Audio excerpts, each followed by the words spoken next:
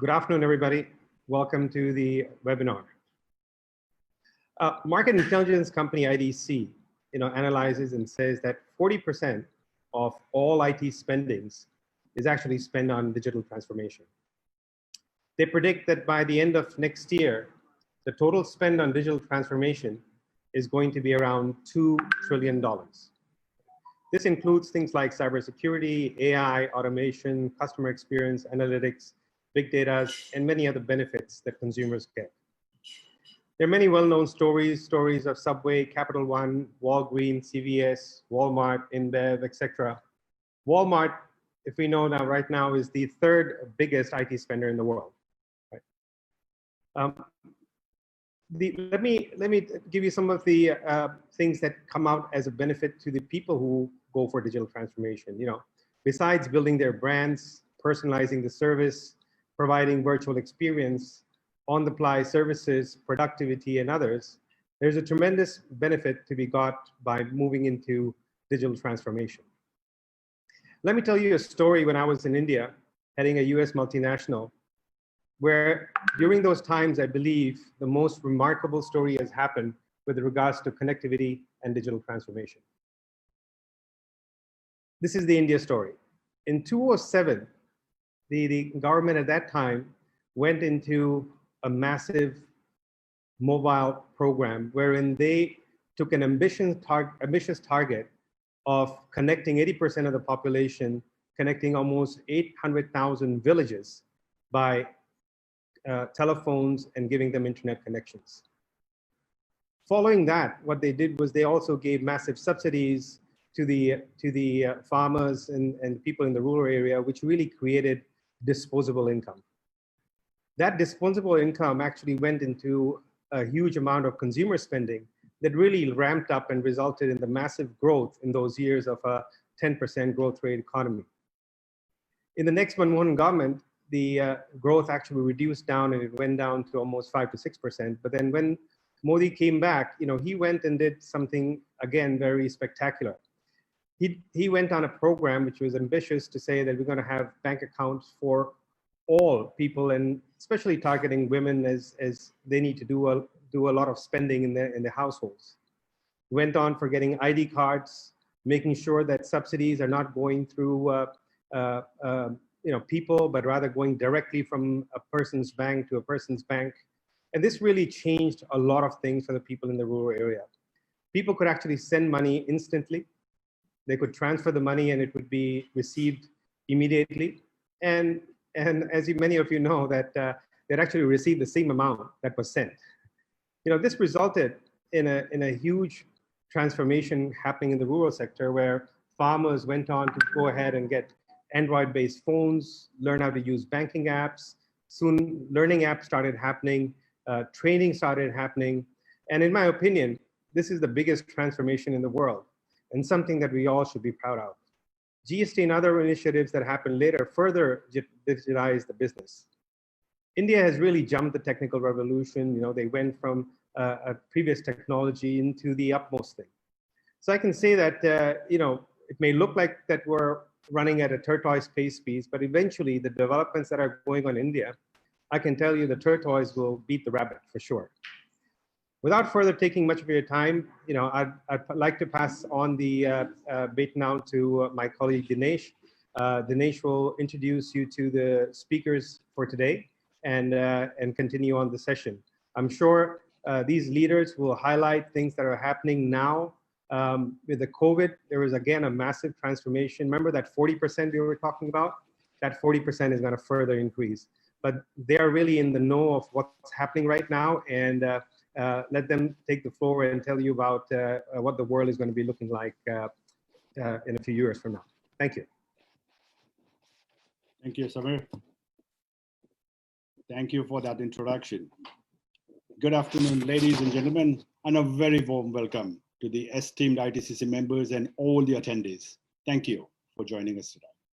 Welcome to yet another interactive, informative, and inspiring webinar, Enhancing Creativity to Harness Digital Transformation, brought to you exclusively by ITCC. I, Dinesh Agaskar, shall be your moderator on this platform today.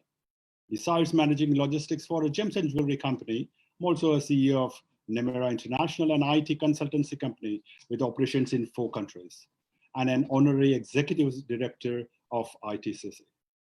India Thai Chamber of Commerce, popularly known as ITCC, strives to be the catalyst that empowers its members to capitalize on opportunities and remove barriers by utilizing ITCC's unique platform to work with government and non-government stakeholders to enhance their businesses. And to achieve so, we bring up bold topics for discussions, ones that are the most relevant and would appeal to various industries as represented in our chamber.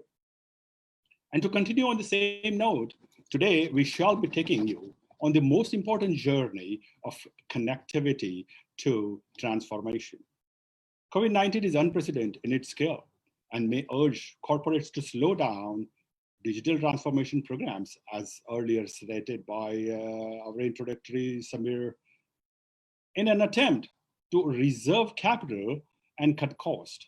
However, statistics shows that companies who solely focus on cost constraints during the past destructive major crises like dot-com crisis, 9/11, 2008 financial crisis, it had lost grounds to the companies who took future-forward investment approaches when the global economy rebounded. As one of the CEOs of a large tech company recently stated, that we are witnessing what shall surely be remembered as an historic development of remote work and digital access to services across every domain. To discuss further, we have 2 prominent speakers from the industry today, and I am privileged to introduce CEO of Dtac, Mr. Sharad Mehrotra.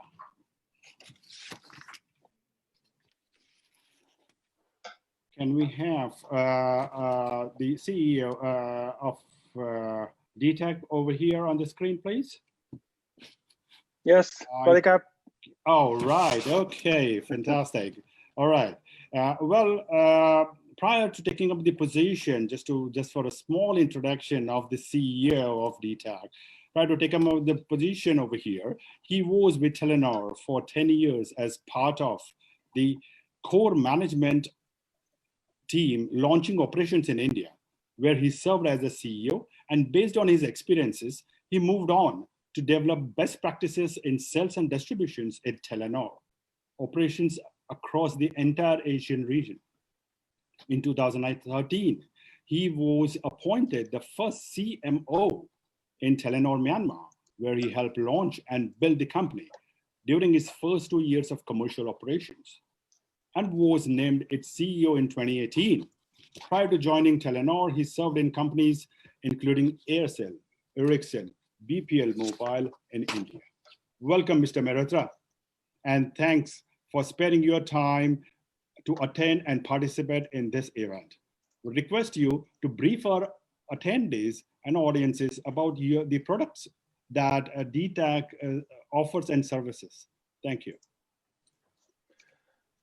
Thank you very much for this opportunity, and my special thanks to ITCC for inviting Dtac for this session. Dtac is a mobile operator, operates in Thailand. Just to tell you, we are part of Telenor Group, who have a presence in 5 countries in Asia, as well as we are in Nordics. Overall, we are in 9 countries around the globe. In Thailand, we offer a range of services, mobile services, data, voice. We offer also business solutions. Right now, we call them work from home solutions. We also offer connectivity solutions and so many things. And just to tell you that we have rolled out a massive network in last couple of years, and we are the fastest download speed in terms of capability, what we deliver to our customers. I think Dtac's motto is very simple, is to provide our customers what matters most to them, including empowering societies. So I leave it at short. Over to you. Thank you. Thank you. And now let me introduce the next speaker on the panel today. I'm greatly delighted to call upon Dr. Natapol Chawla, CEO of Voxy, Thailand, co-founder at ACE Academy and Languages. He's also been a researcher at Mahidol University and Ministry of Public Health, a doctor of philosophy, public health at Chulalongkorn University. Dr. Chawla, a very warm welcome. Could you highlight activities at Voxy and ACE Academy? Sawadee krap and good afternoon. Well, it's a pleasure to be here and thank you very much for your invitation. It's also an honor to share the floor with Mr. Sharad and to share with our community and all the guests right now. So yes, so as for your introduction, Voxy is an education technology company. We call that as EdTech company. What we provide is a very adaptive, personalized language solution. Our solution combines what we call the AI technology, certified tutors for life instruction, and real-world content to personalize the learning experience as per the learner's requirements and needs. This is something that is new, have not seen before. Currently, Voxy has over 5.5 million active learners around the world. Through the partnership with ACE Academy Languages, we opened the Voxy's office in Thailand late 2018, where I'm currently the managing director. Our vision is to transform the way people learn English while making high quality language instruction affordable and accessible to all. Fantastic. Okay, thank you. Thank you for that short introduction. I mean, I'm sure there's much more behind all that small introduction that you have kept yourself to. Nevertheless, what we are going to do is let us get on directly into the discussions, because I understand there's a huge lot of scope that we have to cover today. So I might be moving a little bit faster so that we can cover all the topics as and whatever the question and queries that our audiences might be coming up at the last moment. Let me start the discussion directly by moving over to Mr. Mehrotra first. Let us begin by understanding the significance of connectivity, especially in this stage, as we call it, unlocking 1.0. It's a very good questions and also dilemma in many people's mind. So let me talk about Thailand context. What we believe is that people here are heavy data users. What we have seen in 2019, the average consumption or usage per user per month was about 11 gigabyte. That is fairly high when you look at in the context of some developed countries across Europe. The users are very data savvy, as well as you all would recall the spectrum or the spectrum band in Thailand. It becomes a front page news, and anybody and everyone would understand what exactly it means, starting from 4G, 5G, and so on. So you could understand connectivity in many ways and the relevance here. Another important fact, which I'm sure we all aware of it, Thailand is among the world's top 10 for usage on social media, whether it's Facebook, YouTube, Instagram, or Line. But with COVID, perception of connectivity has changed. Focus is now on reliability of critical and essential services for society. The proof points are during lockdown, the government allowed only banks and mobile operators to open in shopping malls. And we all have witnessed that in last 2-3 months. This is again a strong significance of importance of connectivity in country like Thailand or around the globe. Our data also reflect this. With the lockdown, we saw substantial increase in downloads for productivity apps such as Zoom and Skype. An increase in both Dtac's digital channels as well as data consumption has went up by several folds. No wonder we all were at home, different locations. Network coverage were more centric towards residential areas versus office, and we all were calibrating. But the point is that connectivity was at best of its use. In response, what we did, the enhanced usage by consumers, we ensured everyone could remain connected to what matters most through key tactics. We worked together with the regulator, NBTC, to give away data and call minutes free to support Thais people at these difficult times. These were 10 gigabyte as well as 100 minutes offers, which we went live in last few weeks.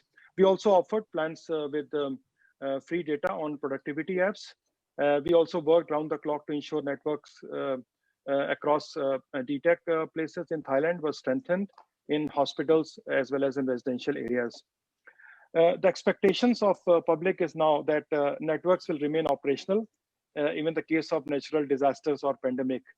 To achieve all this, we continually monetize as well as modernize our network, such as recent shift to virtual networks. We also implemented a cloud-based theory here.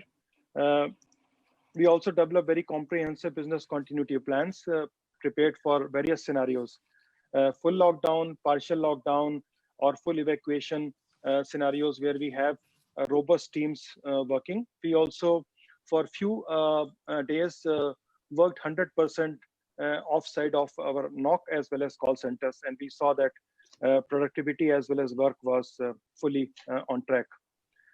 I think what we are saying is that whether it is our call centers or NOC or anything to support the perfect network connectivity, we manage this well in these difficult times. In summary, when there is a big event like COVID, connectivity becomes even more important, and we are fully committed for this. I hope that answers your question. Absolutely, absolutely. You were spot on, and yeah, I couldn't agree less than that. Yeah, connectivity was the one. Rather, I would go ahead and say that that was the one which actually saved us. Otherwise, I don't know. I mean, we wouldn't have came out as fresh and strong as we are. And I'm sure you will take us much more ahead when we are going ahead. Anyways, to carry on now I would turn on the focus onto Dr. Chawla once again. Dr. Chawla, these days the most talked about buzzword is digital transformation. Is that what is it is? I mean, digital transformation, everybody talks about it. Why and how is it so important to consider? If you could define that in a little non-technical version, if possible. Well, a very big topic indeed, and definitely a big buzz around it. But if you actually look at what digital transformation is, we probably could go back to the basic and understand it's basically using anything with digital to make our life easier, more flexible, and make business at ease. I probably would like to share a number of things and give you real world examples. 15 to 20 years ago, you will see a fierce competition in the financial market up until now. And one of the indications was that who has more branches and who has more ATM machines. You will see now that banks today on a weekly basis are shutting down their branches. And why is that so? Because everyone is moving away from walking to the bank, but moving away to using digital transaction through mobile banking app, web-based banking apps, and etc. Banking alone, I think, has gone through a much radical transform using digital technologies. Another example I probably will share with the audience here is the retail market. I'm a father of 3 daughters. Back then, or when I grew up, my parents would have to go to grocery supermarket to buy our necessities. Today, even ordering milk or baby diapers, I can order it through Shopee, Lazada by a click of my thumb. So this is basically bringing digital into play. But if we say what digital transformation is, I like to put it this way. It's basically integrating of digital technology into all areas of business, fundamentally changing how we operate and deliver value to customers. I also would like to probably share that we have to understand why digital transformation is so crucial by understanding the growth patterns. If you look at the past, we will hear a lot of companies saying we're looking for sustainable growth. That growth has been in terms of more linear growth, a growth of 2 to 5%, 10%, 20% max. But today that's not happening. We're looking at exponential growth. When we think of digital transformation, it's basically we're using exponential growth to disrupt the business today. There's a saying that if you take 30 steps, you probably can cover 30 meters with linear growth. But if you take 30 steps with exponential growth, you can probably go around the world 26 times. That is the huge difference, what we are seeing and what we're observing in the world today. I leave you with another example of what we do, where we come from, basically our background. Education. What have we seen in transformation in education? Ivy League universities, Harvard universities, all now have an online platforms. Cambridge universities now offering online courses. We have also seen a decrease in number of students, while the number of universities remain the same. So competition is quite high. We need to find ways to provide alternative means to tuition, to instruction. That's why from large to small colleges, universities, institutes, language schools, even online solution providers like us have to really look closely at how to use these digital ways to provide better service to our customers. Back then, if we think of an IT company, we probably think of chips, processors, which will range from anything from $5,000 US dollars to $50,000 US dollars. Absolutely. Today, a chip costs $74. Yeah, undoubtedly, yeah.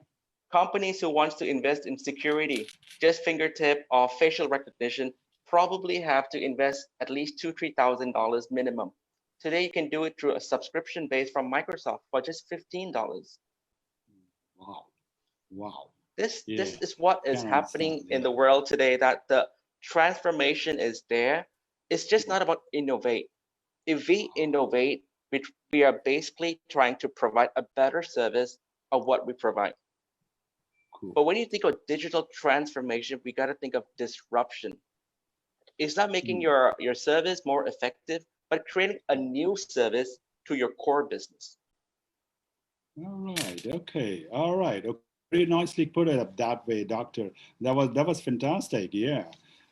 Super. So that leads us to go on to the next phase of understanding. While the shift is understandable, the opportunity now is not only to continue to focus on the business continuity, but in parallel, work with what the business model needs to look like and to ensure that they remain competitive on the other side of COVID-19. That is what I would understand. So once again, coming back to you, Doctor, while we are talking about the transformation, there's some fierce debate among the policy makers and the economists and leaders, okay, about its societal impact to be considered. Now, how would you address that? Because that is something very vital. That is definitely one of the challenges and one of the challenging debate we're having in the world today. But perhaps I will share from an education perspective. Yes, please. Now if you look at Thailand generally, we are one of the biggest spenders in education. We are actually the second largest spender in ASEAN compared to other countries in this region. But we are ranked among the lowest in this region. If you look at the PISA, which is the Program International Students Assessment, or even the ONIT scores, primary, prathom, mathayom students of Thai goes through, you will see that there's a huge gap between rural and urban areas. That is the root to education inequality, one of the main reasons. But if we could bring technology with internet penetration, which Sharad was saying. Last time I read, I understand that Thailand is moving towards 80% internet penetration across the country. If that actually happens, that means you can bring quality education to students' doorsteps. The concern that many educators have, or I'm having, is that, does that mean we don't need teachers anymore? I look at it in a different way. I say that we are providing better means for effective teaching, effective learning through better resources, but teachers are still required. We're just providing with better resources for them to reach out to students. If you look at the Ministries of Education initiatives as 4.0, they are very clear that not only they want to push for technology in students, but they also want to push for coding, a new subject we've never seen before in Thailand, for all primary students to study coding, making it a part of the curriculum. Well, really? Oh, that's fantastic. Good to hear that. I think what we probably have to wait and see is the directives from the government, the funding barriers, and a case study that needs to be presented in a much better white paper. But I think that if we continue to teach our students the same way we were taught when we were young, then we're depriving them of tomorrow. All right. Okay. Oh, that's a very, very different angle. We definitely would have missed that out unless anybody of us would have been from the education field. Yeah. Fantastic. Okay.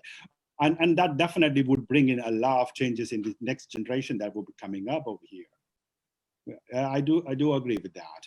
Okay. So I mean, on the same note, if I can turn over now to Mr. Mehrotra, connectivity is vital at every business and has been evolving around it. Or what kind of major changes or challenges do you see, and how to mitigate those, Mr. Mehrotra? I think it's a very, very important topic. What we have seen, what we have all worked together is all fine, but you're talking about what are the learnings and what is the way forward from here. Let me tell you about an interesting case study of Siriraj Hospital. It's one of the oldest hospitals in Thailand. Yes, please. The hospital was under a lot of pressure with the COVID-19 outbreak in Thailand, both treating patients and trying to avoid an outbreak within the hospital. They have an app to support chronically ill patients, most of whom are elderly, but patients were not using it. Yeah. So we offered to help them by having our call center agents to onboard their patients to use the Siriraj app. One call can take about 30 minutes just to onboard one patient. This case shows that even for public services, even if the target audience is senior citizens, digital now becomes the first and primary contact point. It's not a backup option. Example, we are seeing the same thing in the mobile industry. For the first time, online sales of handsets have taken over those in physical stores in Asia. It also highlights a second trend where digital becomes woven into physical, what we call offline to online, O2O. Yeah. For example, if you look at Siriraj patients are still going to go to the hospitals to meet a real doctor, but the appointment, the map of the hospital, the reminders, the follow-up, all that takes place digitally. At Dtac, we see the same trend. Example, customers who want to pick up a device at the Dtac shop are going to research the device online, pre-book it online, maybe even pay online. Even if they want the experience of picking up the device in a shop, it's a very digital experience. I'm sure you would agree. Yeah, very much. Yeah. So in short, the key message here is that digital transformation is no longer just a digital stream that sits next to your legacy business. Right, even your physical channels need to become partly digital now and fully digital very soon. All right, okay. So yeah, to mitigate the impact of digital disruption, businesses should focus on what they do best and find great partners for the rest. So focus on their core businesses and try to, get the partners, which is not their core area. Making the best utilization of the resources around them. Well said. Right. I mean, don't try to do everything in-house.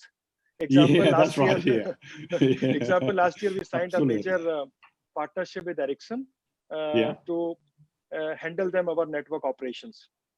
They are a global communication technology with advanced AI capabilities. And today we are happy to let them handle our network operations. And we focus on our core area, providing to customers best services and product offerings. And that is our core. We do understand what customers like and how to create delights. Right. and Yeah. find new ways to serve them and design offers, as I mentioned before. So as a business, Okay. you will always Yeah. be one who knows your customer best. And then you have a partner who can Yeah. provide rest of the periphery services where they have expertise, like you said very rightly. Yeah, that's right. Yeah. Okay. So Yeah. so you're talking about the coexistence. That would be the word for that, maybe. Yeah, you can say that as a Yeah. key buzzword, Yeah. coexistence of the partners and the ecosystem that That's serves right. best to the need. And the impact to Right. society of digital transformation brings risk and opportunities. Yeah. The risk is a digital divide. To Yeah. bridge the gap, we offer training on digital literacy and online Right. safety for everyone through our program called Net ARSA that we do together with our pedigree of Telnor Group. We have an Right. online camp to teach children how to avoid online threats. And of course, the risk is data theft and cybercrime. We are also working closely with Telnor Group and technology partners to continually improve the safety of data. Yeah. We are providing solutions to business customers, which we call the business survivor plan. You can refer them as also work from home solutions to ensure their employees can connect safely to the internet and use productivity apps reliably. Yeah. There are a lot of opportunities. We have to try different things. And what I would say, fail fast or pivot. Fail fast, Wow. scale fast, or pivot. Wow. And example, Dtac is the first mobile operator to use TikTok and Facebook Live to present product offers to our customers. We are going and we are making the Dtac app more interactive, more gamified to make it a lifestyle platform rather than just a bill payment app.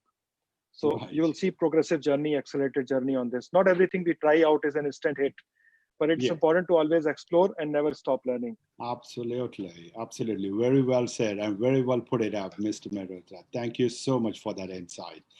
All right. Okay. So, heading further now, let's talk about this thing. We have already talked about the new normal and heard a little bit from Mr. Mehrotra. So, I would like now to go on to Dr. Chawla once again and ask him that what lasting changes to customer expectations and behavior will you see, and how do you optimize and automate business or processes, eliminating manual efforts? Well, I would probably complement what Mrs. Sharad have said. Basically, what customers are looking for today is number one, flexibility. Yeah. Number two, reduce costs. And number three, opportunities. Now, if we understand what the customer's behavior is, what they're looking for, and work within our core business, and use digital means to deliver those, that is probably the key at the moment. But I come back to you from an education perspective again. Yes. I would say that the trend is that people generally is accepting digital means more. But what has happened in the past 2-3 months is the pace of acceptance. If you look at the current public crisis of COVID outbreak, schools, universities are forced to close. Schools, universities will have to come up with ways to continue their business. That's why schools, universities are now using online learning. Yes, they do. Yeah. And students are forced or compelled to use these means. So back then you will hear that a lot of people will question, does online learning really works? But now online learning is the only way, because you cannot have classrooms because the universities are closed. That's right. So I would say that in terms of the acceptance, we have seen a faster pace, faster rate of acceptance.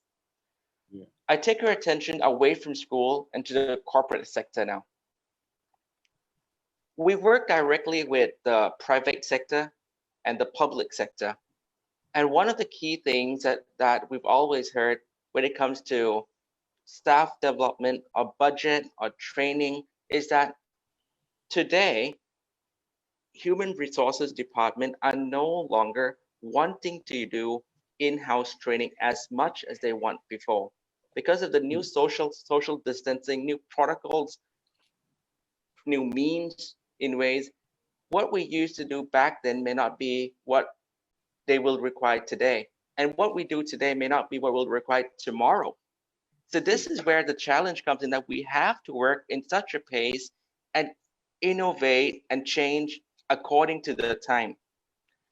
There's a saying that, you know, when it comes to digital transformation, either you disrupt your business today or you get disrupted. Oh, wow. Whoa. Okay. Yeah. All right. Noted that, Doctor. That was well said. Yeah. Great. Yeah. So on the same note, if I can go back to Mr. Mehrotra once again for a little thing. Yeah. I mean, to reduce the manual effort in your office, in your back office functions rather, using of consistent data is available throughout, to ensure that the usage of consistent data is available throughout the business to provide the right insight for decision making. In short, what I would like to know is, how do you reduce cost while delivering these processes are delivered efficiently and effectively as possible? So I'll try to be crisp here, and maybe I'll talk about three things just to be very sharp for us and our the people who are in this room. We call it getting fit for future. And number one is simplify the organization, making it more resilient and more flexible. How do we do that? Just give you an example. In past couple of years, we have worked towards making organization more flatter, meaning bigger teams where each member is more empowered. What it does, it helps delivers faster time to market, reaching out to partners and to end customers. Secondly, the role of manager has changed. Manager should act as a coach, not as a supervisor, meaning we are more performance based than process based. What we saw with work from home is that our employees were able to manage themselves quite well. The majority of our employees reported they feel productive at home, which is the same score they gave for working at office last year. So this is I would say at its best. We saw a massive increase in the role of MS Teams or Zoom or different kind of applications, but we did use Teams, which indicated that they switched to cloud collaboration when they needed to. The output remained very strong with the relevant COVID-19 offers and campaigns coming out almost every day. We were very, very active in these times. So this takes care of the point you raised about how can we be more cost efficient as well as best offers to customers. Second, I would talk about the urgency to accelerate the digitization of customer interaction. Customer is already updated. What we need to do, adjust what customer would like to have, because it comes with a threshold of impact of revenue, productivity, and cost. Our focus is now to enhance efforts to make every customer journey seamless, engaging new customers online, and doing the verification of customers' ID online. This will make our customers' online experience much smoother. We will be able to serve better, and of course, it reduces cost. And what we do, we fan out this cost in simplifying and further serving customers with many interesting offers. And the third point is urgency to accelerate automation. We call it touch-free operations. This is a double opportunity for businesses. It makes all operations safer. It gives a clear way to prioritize what should be automated and what we should digitize. Example, Amazon has recently or already paved the way with its contactless grocery stores. We believe this will become the standard. Just pick up what you need and walk out. With the increasing use of online to offline customer journeys, simplification, the last part of the journey, holds a lot of potential to improve the experience and reduce cost. And this is now or never opportunity, as COVID has given us enormous learning. And I can tell you one thing, that COVID made everybody uniform. So what I have seen, 7.5 billion person has also seen that. So there is no different. So we have a fantastic opportunity around the globe. That's where I leave it to your question. Right. Yeah. Okay. Very well explained and very well put it that way. Yeah. So everybody is more or less on the same platform now. That is what you are trying to tell. Okay. So the opportunity level is almost the same, and now it's all depend upon each individual client or customer or organization to ensure that they are evolving around properly and then developing from here and take it on forward. You're seeing a lot of silver lining to the clouds up there. I can see that, Mr. Mehrotra. Thank you.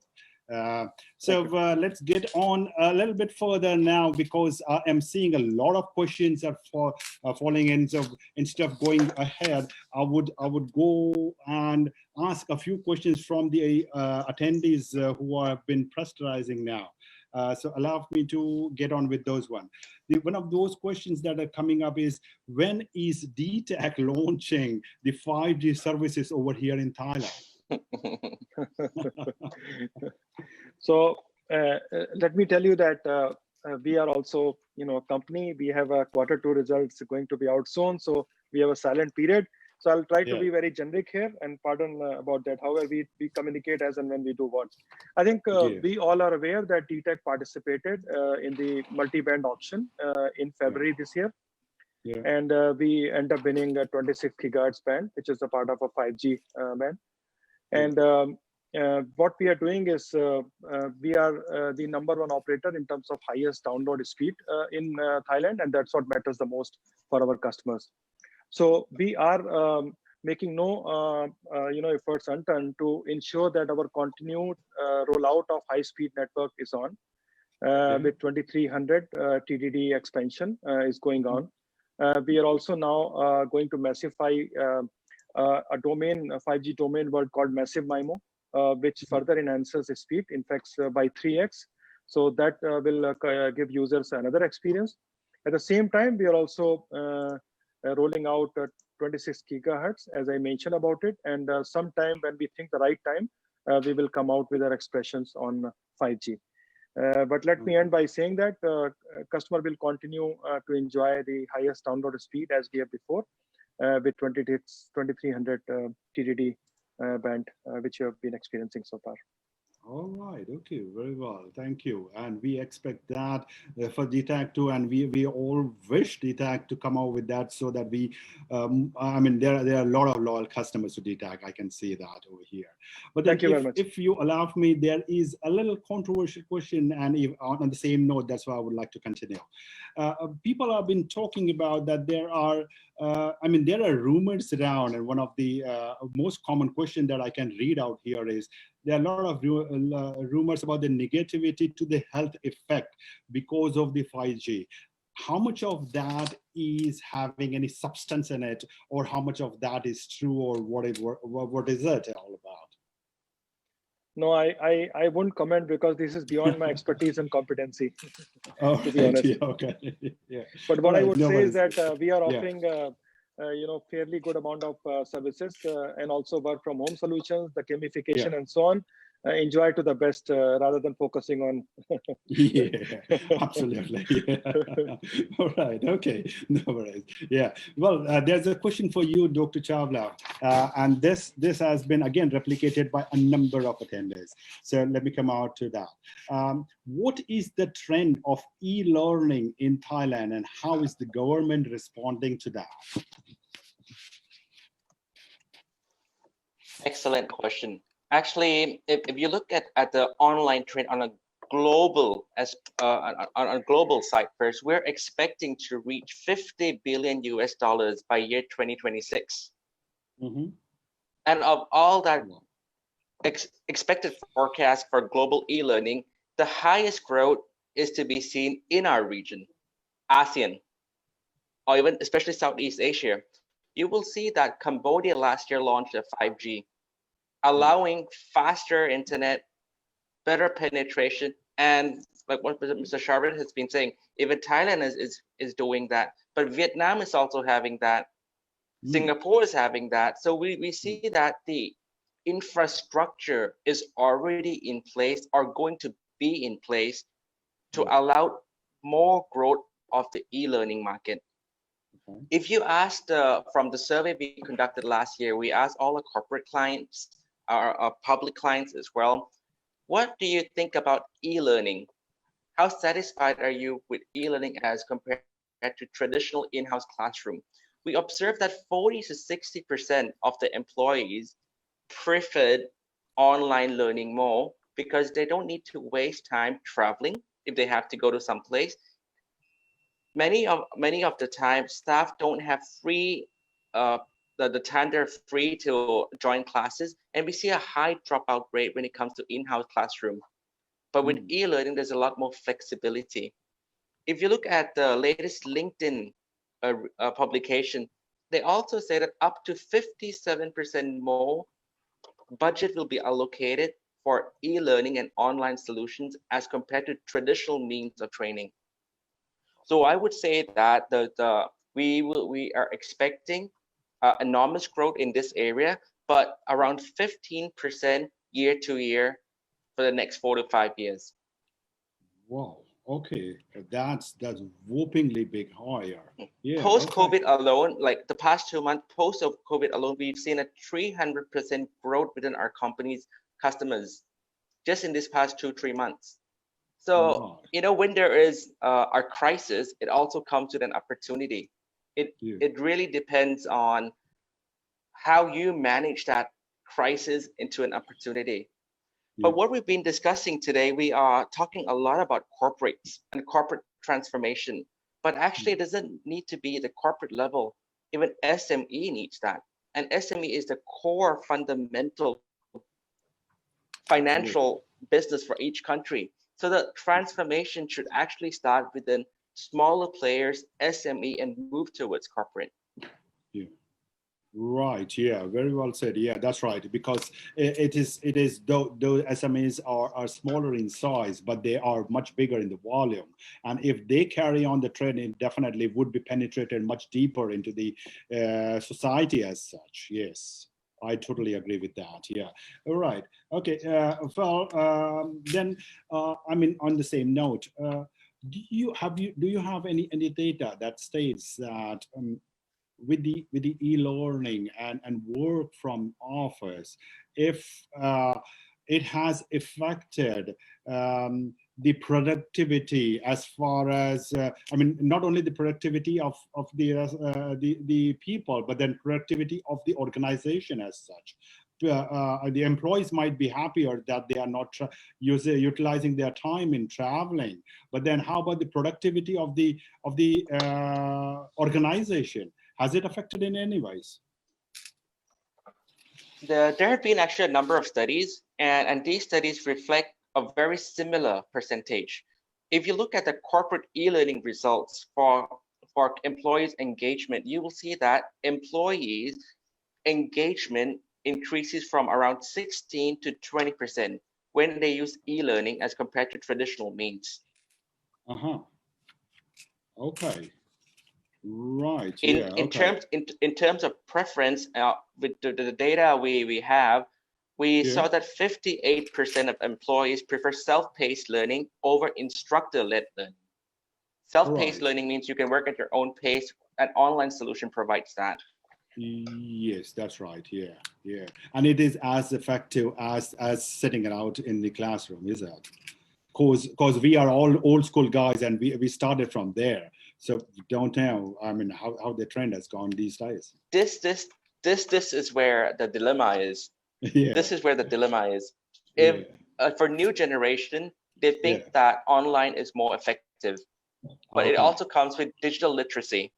Individuals with higher digital literacy will find that online solutions are more effective. Right. This is where we probably have to like give the knowledge, build an awareness, and then we move towards practice. All right. Okay. So the next question again is going back to Mr. Mehrotra once again, and the question over here is now the tussle between US and China, especially on Huawei, slowing down the 5G. So is that anyway going to hamper the growth of digitalization or bringing in the technology over here in Thailand anyways? So I would say that if you look at Thailand, is one of the boldest Asian country who went ahead for a spectrum auction, as I talked about in February. And you could see that we are all holding the spectrum band. And it is about providing the high speed to consumers. I won't go into 3G, 4G, 5G. That is in any case a progressive path. So as I look at Dtac, we have I think enough capacity and also bandwidth to continue to provide high quality network. At the same time, we are seeing that it's bit opening up, and we are getting support from our partners in terms of equipment delivery and rollout. So I don't think I see any concern on the go. Of course, one thing is very important in this period. What is most important for customers?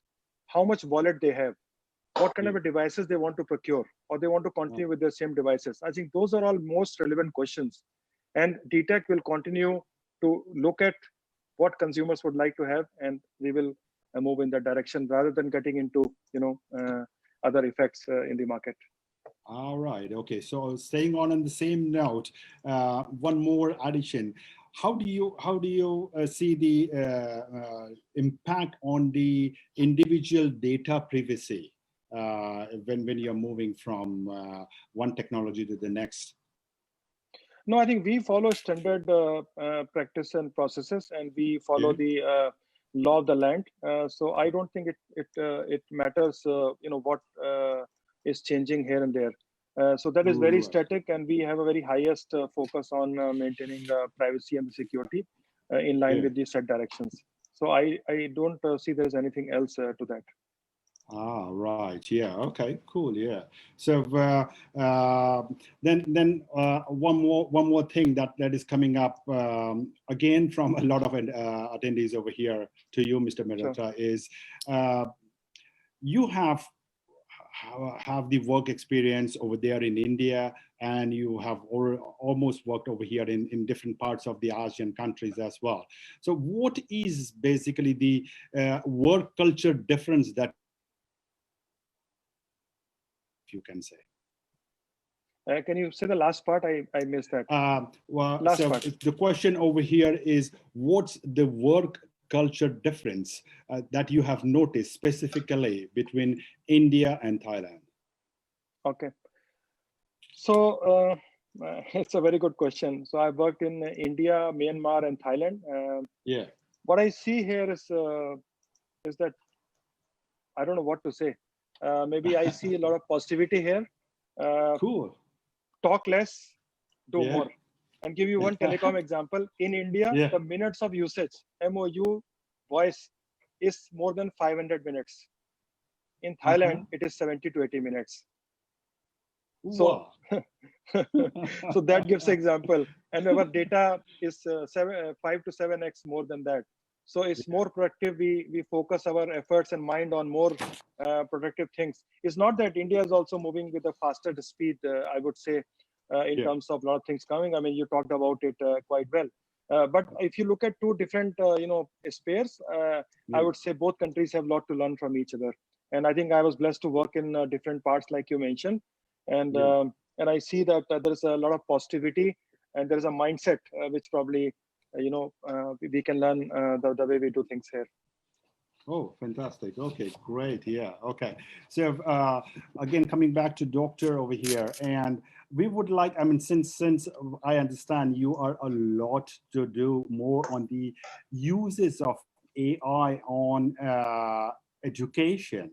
Now, that's a very different field that we have even thought about, because until now we were talking about AIs having their lot of influence rather on the bigger industries or the manufacturing side of it. Can you explain that a little bit more in an understandable version, how AI can be assisting into education? Of course. I think that's an excellent question, and also very difficult to answer, because the artificial intelligence technology itself is such a big technology. So we are using part of the AI technology, which we call the adaptive learning, meaning let's, for example, I and you get on the Voxy's platform. Me and you probably have different learning needs, different learning requirements, and different skill set.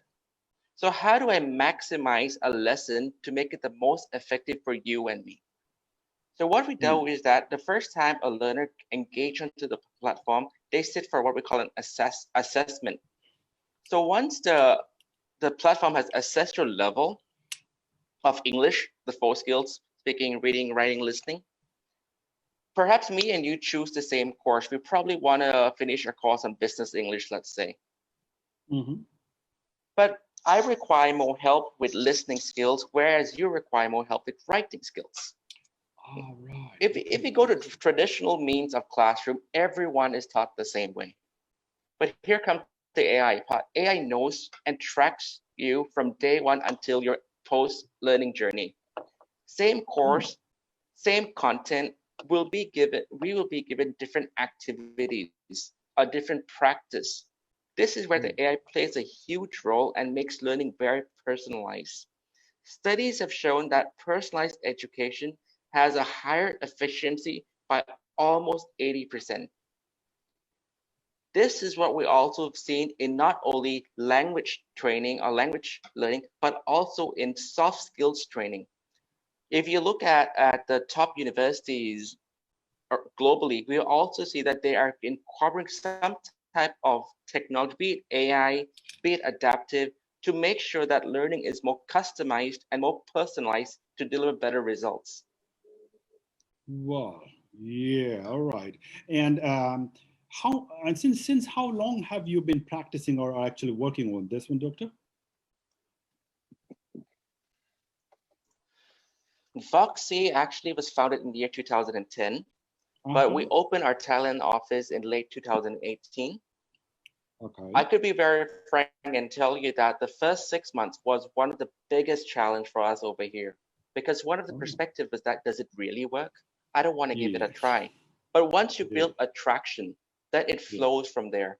We're working with the top corporate, CP, PTT, MEA, PEA, Siemens Mobility, TIPCO. So quite a number of huge brands are behind us in both private and the public sector as well.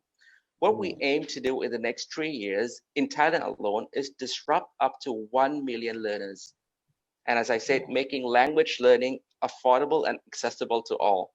And with that, I will need Mr. Sharad's help to make internet penetration to all over Thailand. Right, yeah. and once I'm sure you would be doing that, and I'm sure with Mr. Sharad's the thing that you will have the reach and ability. And meanwhile, do not forget the ITCC platform to complement us as well.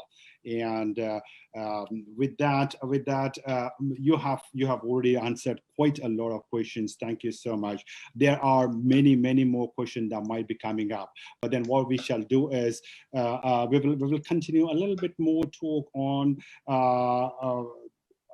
and going ahead. In the meanwhile, I will constitute a little bit more questions. Before going on further, I would like you to comment a little bit on what do you see the future as, starting with Mr. Mehrotra and then on with Doctor. How do you see the future coming up? I see disruption is here to stay. The world is not going to be the same. As we all understand that COVID A, COVID B, COVID C, COVID D, different stages are coming up. That is the one reason why vaccination development is also complex. So there will be also different versions of vaccines. What it means is that we will see more connectivity, which is virtual. We will see only need-based travel. We will see a lot of things coming in home. So we used to talk about out home. Now we'll have to work, how do we reach out to customers, which is in-home concept. And customers would want everything at home. People have experienced what we would have not imagined in last December. We have all experienced it, as I mentioned before. And hence, we all have to embrace the new change. We all have to work towards it. We all have to simplify for our next generations, because this is a mega opportunity, not for us, but all of us. That's where I leave it the 10. Thank you. Thank you for your input. And now, Doctor, how about you? Well, I share what Mr. Sharad has said. I think there is a great opportunity and we have to embrace it. But by not embracing, we also need to be innovative. If we still continue to perform our day-to-day roles, do our business the same way we do in traditional ways, we're not going to last. But if we use technology that's out there and complement the technology out there with what we do, that is probably going to be a much better way to do. And I think we have already touched on this. It's not about competing with the super giants, but how can we partner with the super giants to grow hand in hand? I think we will see a lot more acceptance. We're going to see a lot more data usage, but it also a lot more screen time. But it comes down to how you balance all these out. Right. Yeah. Okay, great. Yeah, thank you, doctor. Thank you for that. So what I can understand over here is if that this actually reminds me of one famous statement, and as I quote, "It is not the strongest of the species that survives, not the most intelligent, but the most responsive to the change." All said by Charles Darwin the Great. So that is what I understand, what you gentlemen have told me, and I'm sure there's much more deeper knowledge and things for all our attendees over here and for the chamber to take. So I thank you so much for that, for taking up your time, being here on the podium over here. And one day, definitely, once all the situation gets all right, I would like to invite you gentlemen over to ITCC in person, because all are not only the directors over there and the Chamber of Commerce, but all the members, 300 plus big corporate houses, as well as the smaller professionals and members over there would like to welcome you all and would like to interact and talk to you and understand a lot more than you. So thank you once again for that. Thank you for your time and your patience. And I will turn on the microphone to our secretariat, Nikita. Can you take over from here? Thank you.